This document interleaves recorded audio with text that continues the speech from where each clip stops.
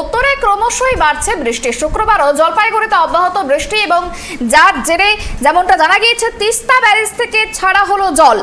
অসংরক্ষিত এলাকায় আজও লাল সতর্কতা জারি করা হয়েছে। তিস্তা সংলগ্ন মেকলিগঞ্জ বাংলাদেশ বর্ডারের অসংরক্ষিত এলাকায় আজও লাল সতর্কতা জারি। এই বিষয় নিয়ে আমরা কথা বলব। আমাদের সঙ্গে টেলিফোন লাইনে রয়েছে আমাদের প্রতিনিধি শুভশ্রী। শুভশ্রী, উত্তরে ক্রমশই বৃষ্টি বাড়ছে, এই মুহূর্তে কি পরিস্থিতি? জলপাইগুড়ির ছবি তুলে ধরো আমাদের। দেখো, একেবারেই যেমনটা আবহাওয়া দপ্তর কিন্তু জানিয়েছিল যে এই সপ্তাহ জুড়ে জলপাইগুড়ি সহ উত্তরবঙ্গের এই জেলাগুলোতে ভারী বৃষ্টিপাত অব্যাহত থাকবে। ঠিক তেমনই কিন্তু আজ শুক্রবার পর্যন্ত কিন্তু এখনো অব্দি ভারী বৃষ্টি অব্যাহত।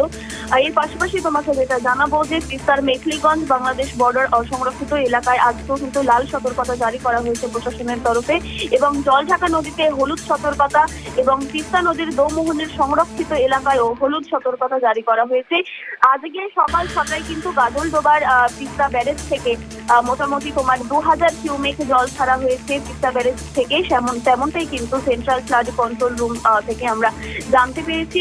তবে আবহাওয়া দপ্তরের সূত্রে যেটা জানানো হয়েছে পরবর্তীতে যে আগামী সোমবার থেকে কিন্তু এই বৃষ্টির পরিমাণ কমতে পারে, এমনটাই কিন্তু আশা করা হচ্ছে। সুপর্ণা, যেমনটা বললে যে তিস্তার ব্যারেজ থেকে জল ছাড়া হচ্ছে, সেক্ষেত্রে কি আরো সমস্যা বাড়তে পারে?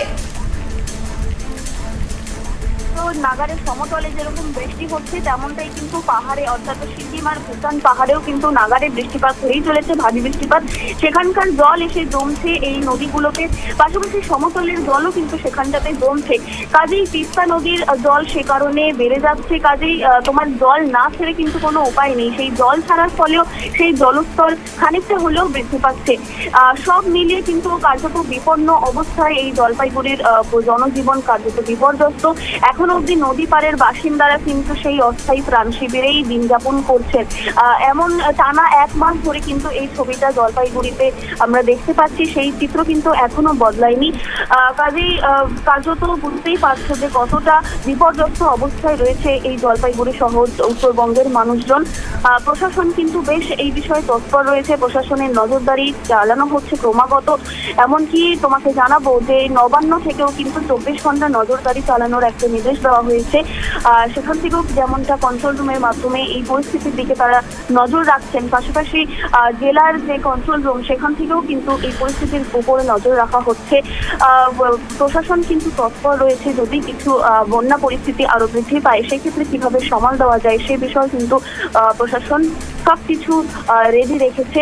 কাজেই আর আবহাওয়া দপ্তর যেমনটা জানিয়েছে যে আগামী সোমবার থেকে এই ছবিটা হয়তো কিছুটা হলেও উন্নতি হতে পারে, আবহাওয়া কিন্তু খানিকটা হলেও উন্নতি হতে পারে, এমনটাই জানানো হয়েছে। বেশ, অনেক ধন্যবাদ আমাদের সঙ্গে থাকার জন্য। যেমনটা জানা গেল যে উত্তরের যে পরিস্থিতি তৈরি হয়েছে, ক্রমশ বৃষ্টি বাড়ছে, তবে সোমবার থেকে এই ছবি একটু উন্নতি হতে পারে। আবহাওয়া দপ্তর জানিয়েছে আবহাওয়ার খানিকটা উন্নতি হতে পারে। সেক্ষেত্রে যে পরিস্থিতি জলপাইগুড়ির এই মুহূর্তে ছবি খানিকটা হলেও তার থেকে স্বস্তি মিলতে পারে সেখানকার বাসিন্দাদের বলেই জানা গিয়েছে।